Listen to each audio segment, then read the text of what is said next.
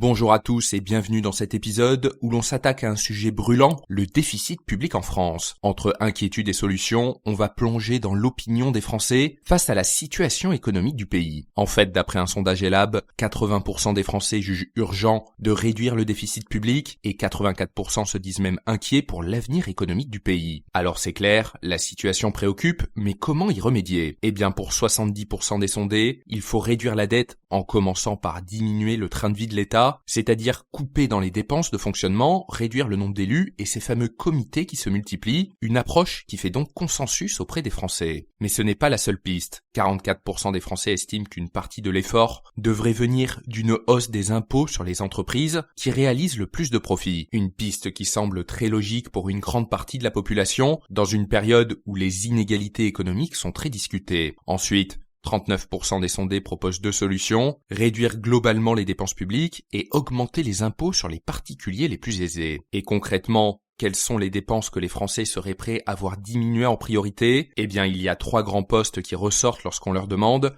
les allocations familiales, le numérique et l'allocation chômage. Pour rappel, le déficit public devrait s'élever à près de 6% du PIB en 2024 et la dette publique dépasse aujourd'hui les 3100 milliards d'euros. Et au-delà des chiffres, il y a des records peu enviables pour la France, le record européen des dépenses publiques avec 58% du PIB, record européen des dépenses sociales qui atteignent 33% du PIB et enfin toujours à l'échelle européenne, record des prélèvements obligatoires qui s'élèvent à 45% du PIB. En plus de ça, la France est le pays de la zone euro qui a le plus augmenté sa dette publique depuis 2019 avec une hausse de 13 points. Autrement dit, on est bien installé sur le podium des pays les plus endettés de la zone euro, aux côtés de la Grèce et de l'Italie. Et notez que ce podcast est soutenu par Quorum l'épargne.